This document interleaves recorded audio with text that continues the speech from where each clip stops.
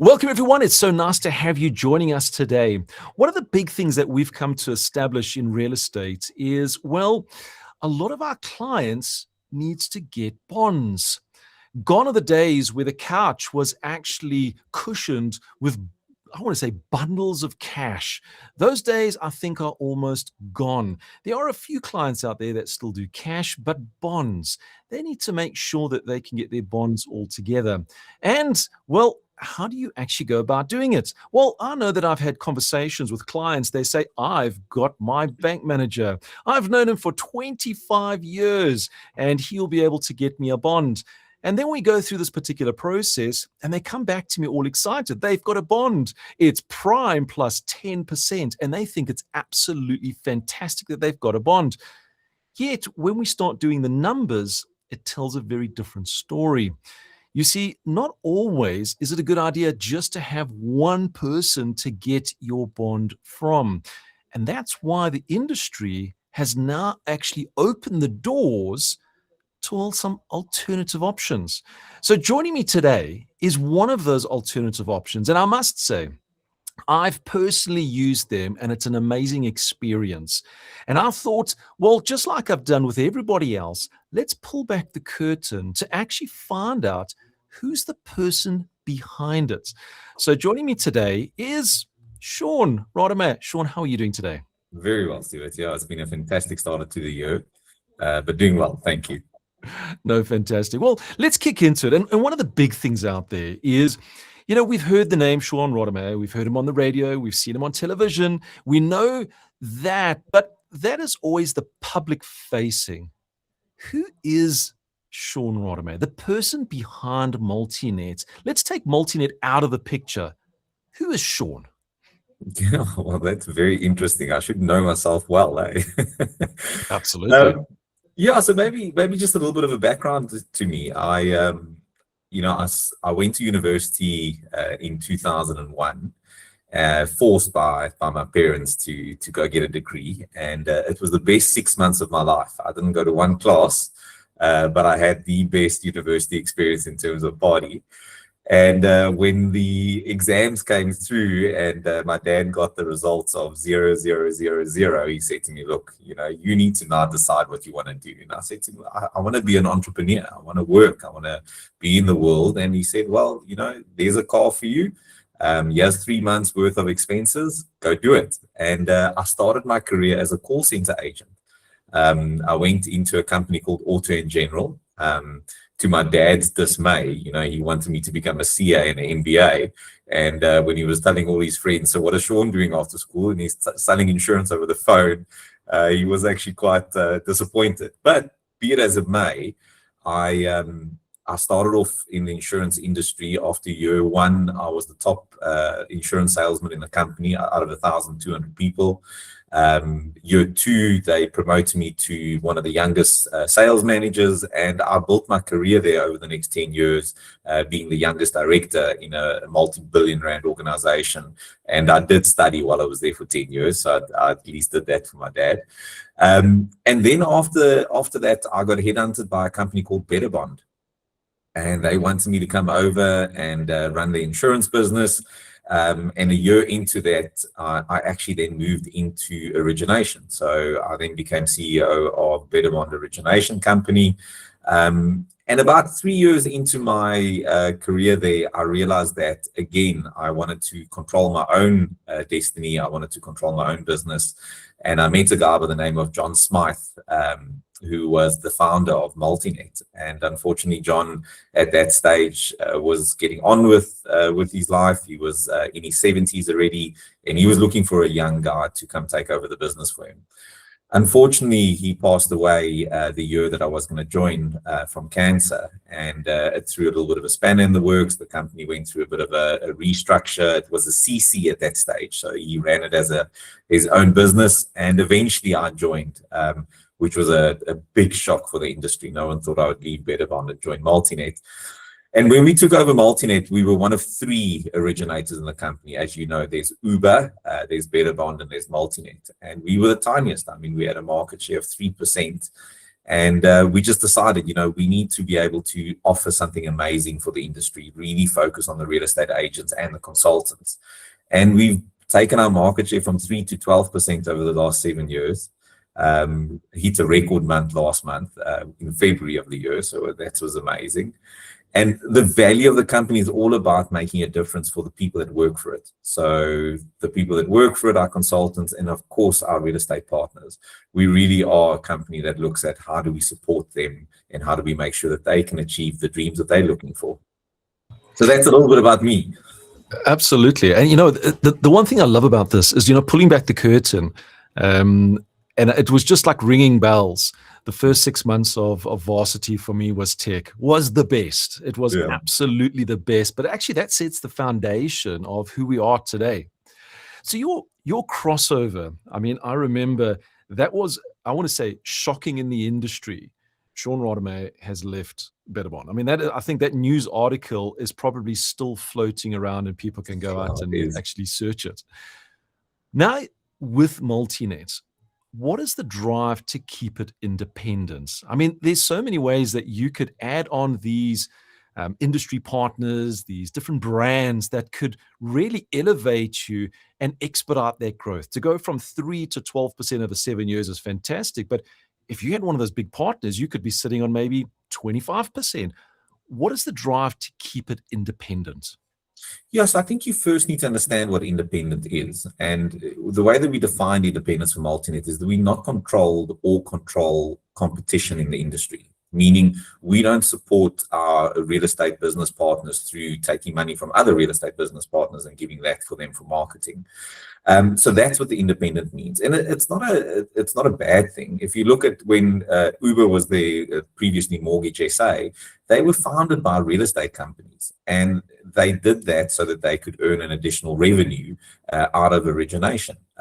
If you think of the car dealership space, most dealers won't sell you the car if you don't do the finance through them. And if you don't do the finance through them, there's a premium on the car. So they add another 10 or 15,000 Rand.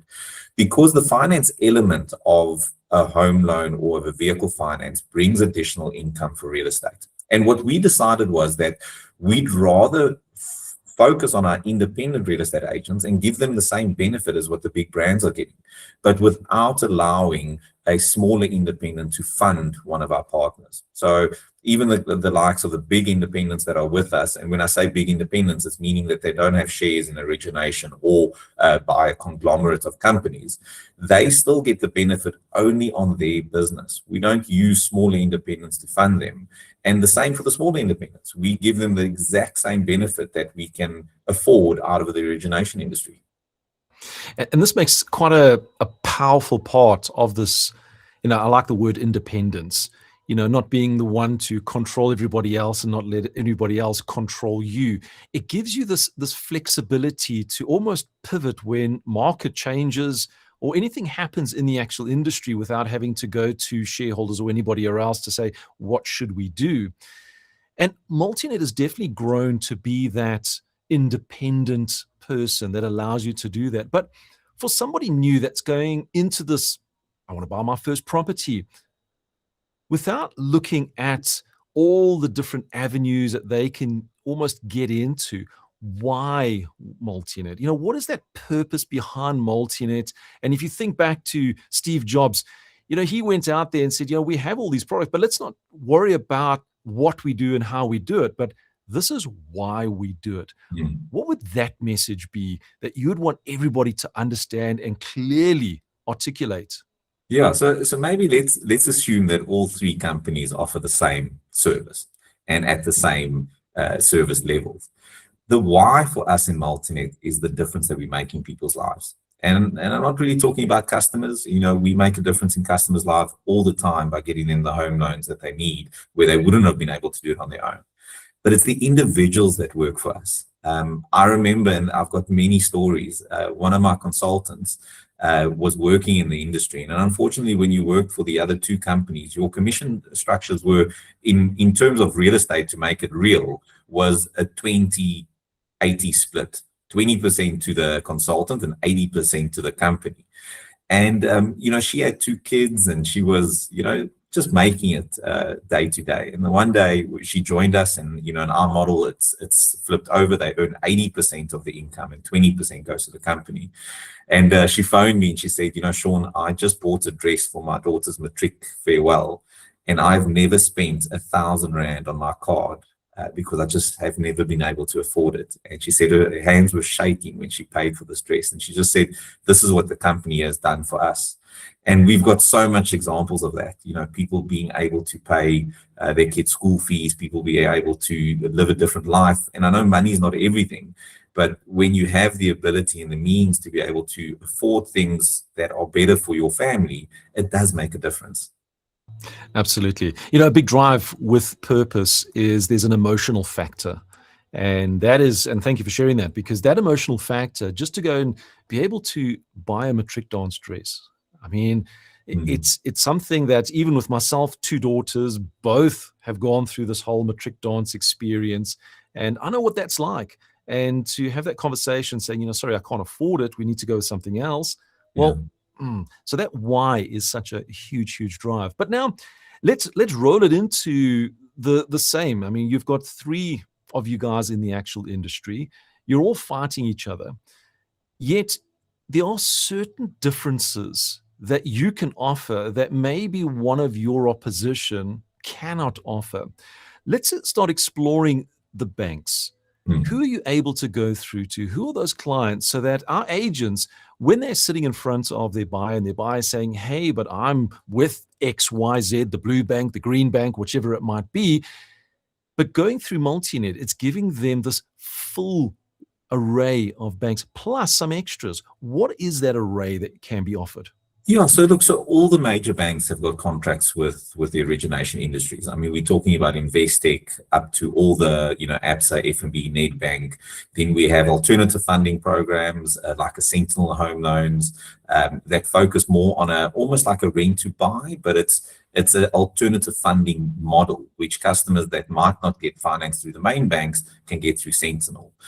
We've also partnered closely up with SA Home Loans. They're one of our business partners that actually took over our BEE company that owns shares in MultiNet. And they help us with alternative funding, which the market doesn't get.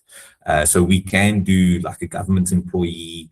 They get very big benefits out of the SA Home Loans product because they are salary deducted out of the government, and then they get additional interest rate cuts. So there's a little bit more options when you go through a MultiNet originator versus our competitors. So that's one thing that's differentiated with us. And then, of course, our consultants, because we pay our consultants so much better, we get such quality people working for us. And it's a difference. I mean, you could have 2 people handling the same application, and the one that's more experienced can get you 100% bond at a great interest rate, and the other one that doesn't understand home loans actually gets you a decline. So as an agent out there and as a customer out there, you want to deal with the people that have got the experience and the knowledge to know how to do these applications. It isn't just as simple as using an IT system and doing it yourself. And we've noticed that, Stuart. So there's been 3 or 4 potential companies trying to go tech-wise with customers. Let you do everything yourself. You earn a 10,000 Rand cashback. But even myself, as being a CEO of an origination business, I wouldn't want to do a home loan on my own. I would want to use one of my expert consultants out there. Absolutely. And just to expand on that, because I've had the experience dealing with one of your consultants and with a challenging client, and they actually were able to pull information that their bank couldn't even see, just to turn it into a bond that actually went through. How do you actually find your staff? Because I can see that the quality of the staff is not just somebody who can, have a gift of the gab and be able to lead a conversation and do that sales pitch, but they're actually detailed into what they do. They know the documentation that's required. How do you find your staff that actually supports the company? It's so strange. So the origination industry is about 30 years old, a little bit less than 30. And what happened is when the contracts from the banks came out to origination, the banking staff that used to work in the home loan space decided, but it's much better for me to have several products I can offer with one application versus me only having one bank. So most of the origination people that are in the industry actually came from the banking industry. And they gained massive amounts of experience over the years that they worked there. And then when they came into origination, they actually got a view of all the bank's products. So they became experts at multiple banks' products versus one. The other growth area for consultants in the industry is when they start as what we call as a sales support or a sales admin. So they actually work under one of these experienced consultants. They get to know the application process. They get their hands held by an experienced consultant, and eventually they move into the role of being a home loans consultant. So the industry doesn't really at the moment have a specific training area that you can go, someone that gives you a degree in home loans. It's more of learning from the experienced people and then moving into the space of becoming a consultant. And that is actually so powerful, because the best way for anybody to learn is from somebody else. Absolutely. And I think you've got one of the strongest as far as skills, because I've also worked with a number of the others, and you can hear it when you have a conversation with somebody, whether they know what they're doing or whether they don't know what they're doing. And it's very, very clear that the MultiNet consultants have definitely got that level. Now, I know at times there are some very difficult scenarios. You take companies that don't have financials, self-employed, spreading their income over 12 different bank accounts and saying, but I can earn it, because you can see the income, but nothing is really in place. The challenges that get faced by your consultants, if it's something for them where they go, oh my gosh, this is just outside of my scope, are they able to elevate it up to another level where there is someone that can say, okay, now we know what to do? Because this is talking about that skills. Not everybody has the experience with every different type of file. Is it elevated up before it actually lands with you to go, okay, now I need to not AI it, but I need to work out how to do this? Yeah, no, I'm smiling because we actually launched an exact program a couple of weeks ago, well, a couple of months ago. So self-employed is one of the most difficult applications you get, especially when it's a juristic entity or a trust or multiple businesses, multiple incomes, cash flow requirements, IT-34 from SARS. And a lot of customers don't prepare themselves for a home loan when they're self-employed. So they have got the money. They know themselves they can be able to afford the bond, but they can't show it to the bank because the way that their books are done, the way that the company is structured. So what we've created now is the ability to take a self-employed customer that does, let's say, a pre-qualification before he buys, and which is very important for real estate agents. When you meet a self-employed, give them to a MultiNet consultant, because what we do is we first have a look at their books. We first have a look at the way that they structured their finance.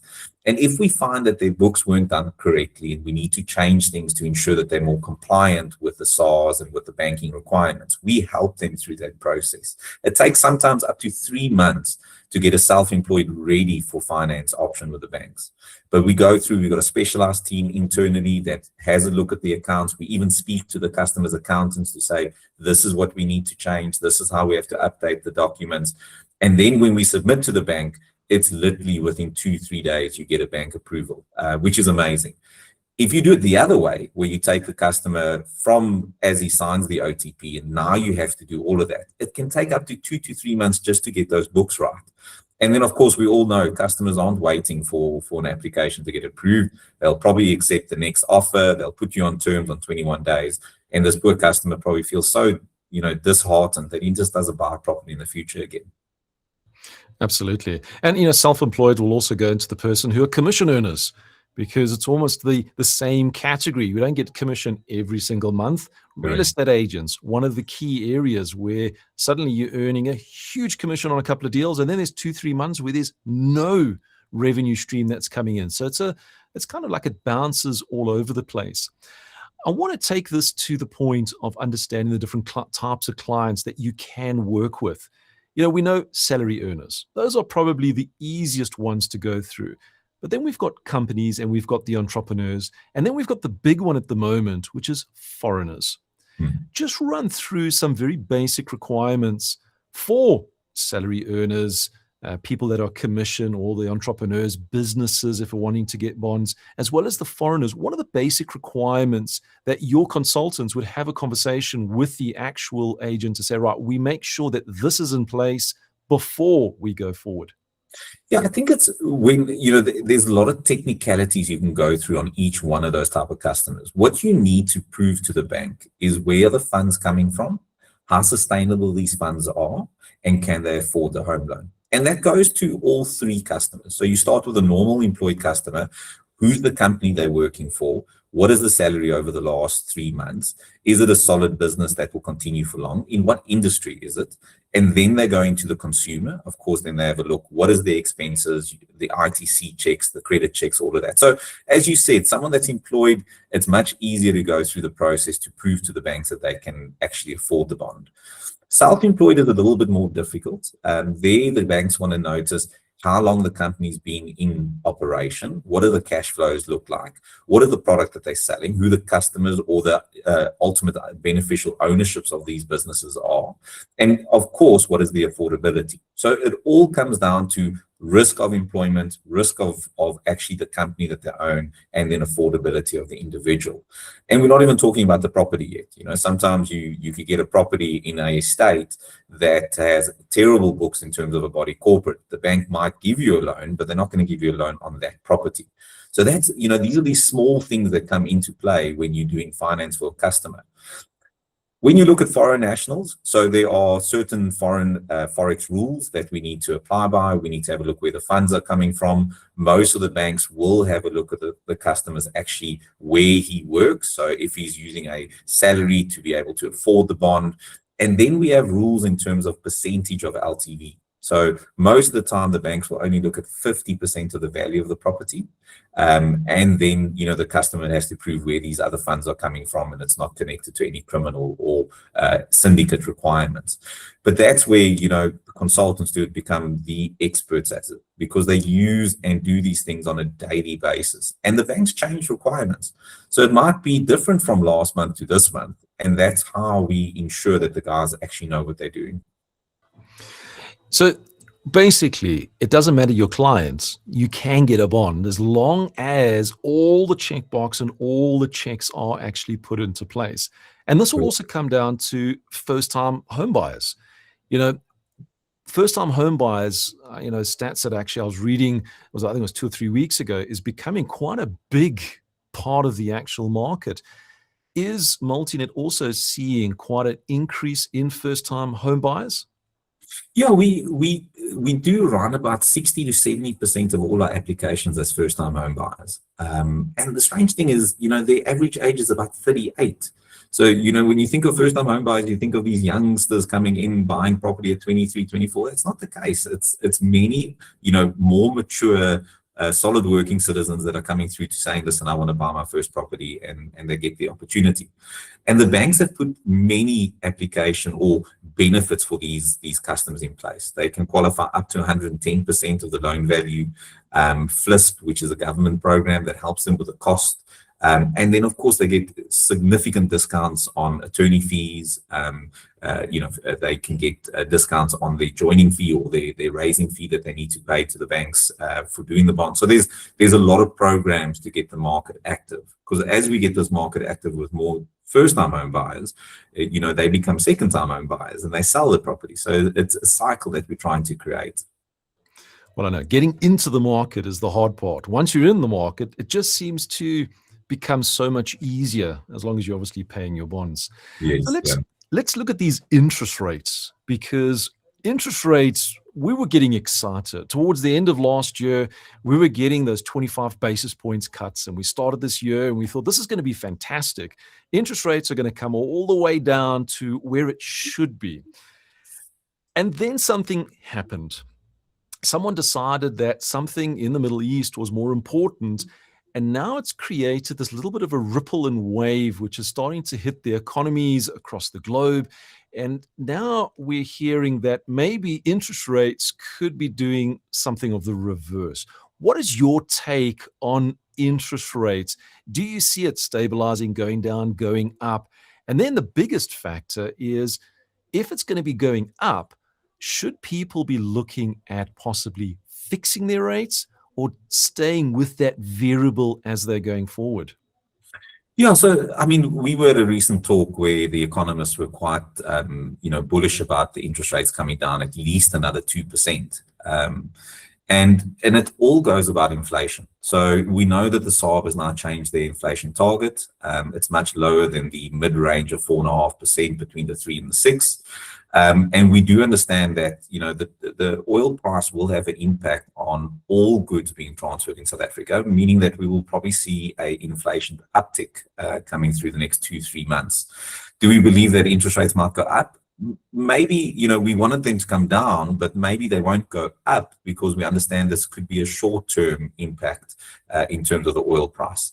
So as the Strait opens and as OPEC, or what are they called, increases the amount of oil production, and we keep an eye on that barrel price, we could see that coming down again, which would then ease inflation. So I think the SARB would take that into account. I think if we see oil drive to 150, 160 dollars a barrel, I think we might be in trouble.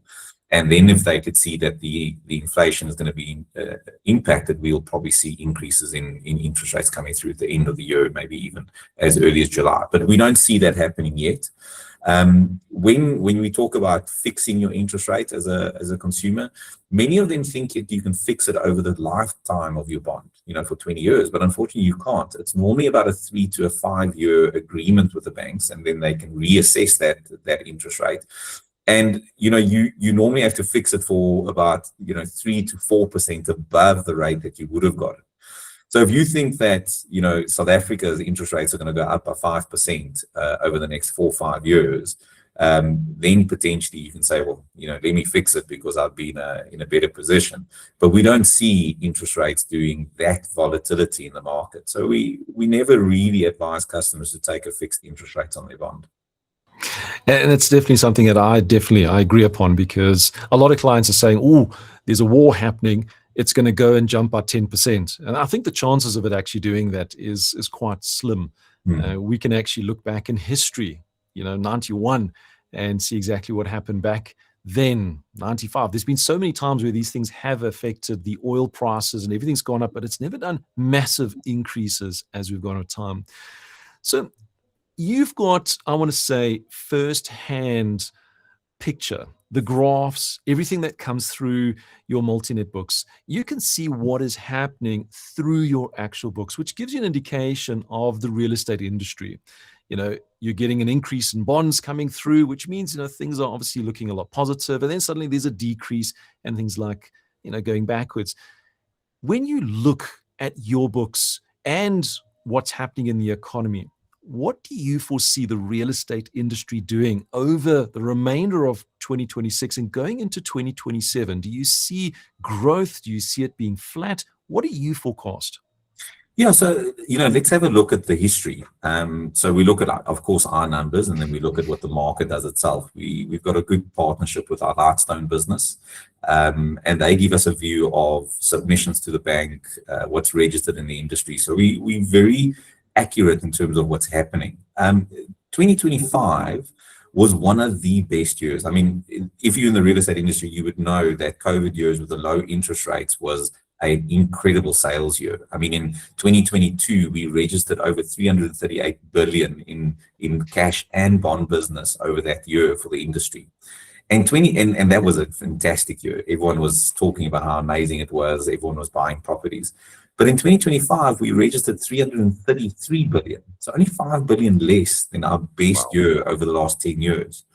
And what's interesting is that 2026 looks like it is increasing from 2025. It looks like we're accelerating, because it was the last part of 2025 that we really saw the industry take some serious fire going under the customers' bellies, if you can call it that way. But we believe that 2026, it will continue to grow based on 2025's numbers. So we're probably going to see the market ending at about 340, 345 billion.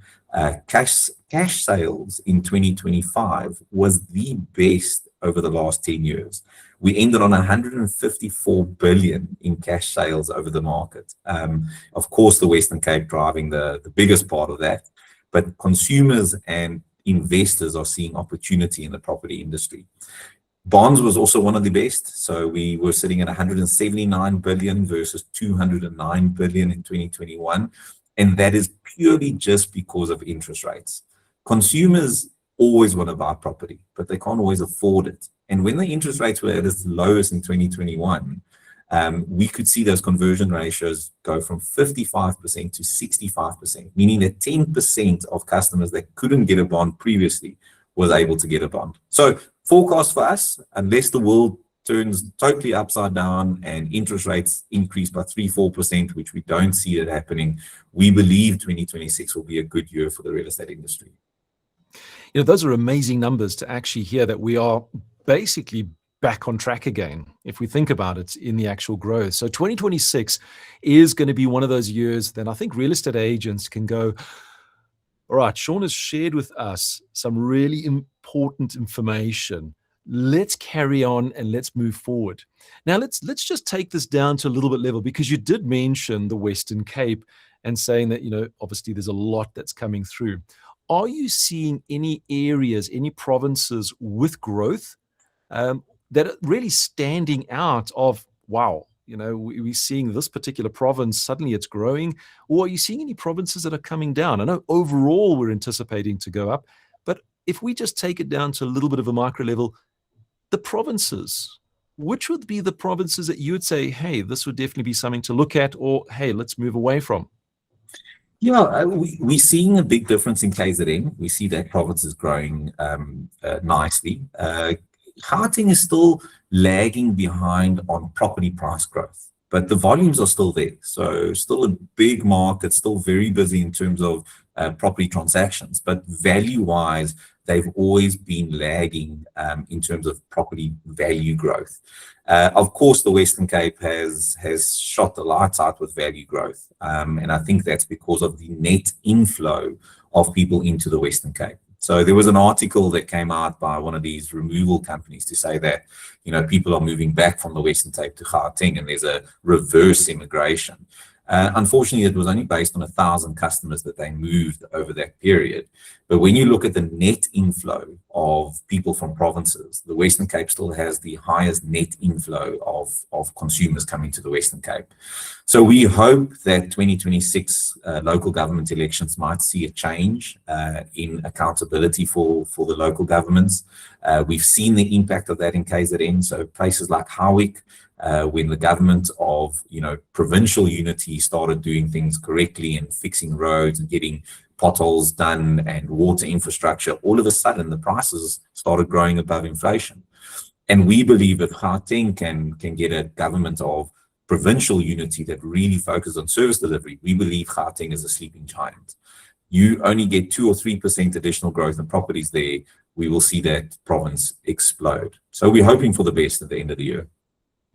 Well, absolutely. We're seeing a lot of it happening with elections that are coming up. So we can cross fingers because that is where the powerhouse is within South Africa, and it's going to go forward. So one of the big things, and Shaun, I want to thank you for all of this insight, not only to yourself, you know, where you're coming from, first 6 months, just enjoying and relaxing life, going through that particular journey, then coming into MultiNet, shocking the industry, remaining independent, not being the person that says, hey, I need to speak to a shareholder just so that we can go and place another order for some paper, and actually taking us through this journey of what MultiNet actually is offering the agents, as well as why. I mean, that was a big drive. It actually, I could feel the emotion of, you know, having an employee saying, I could actually buy a matric dance dress. That is like something that is absolutely huge that comes through. Touching into a bit of the economic side of it, forecast going into the actual future, interest rates, etc.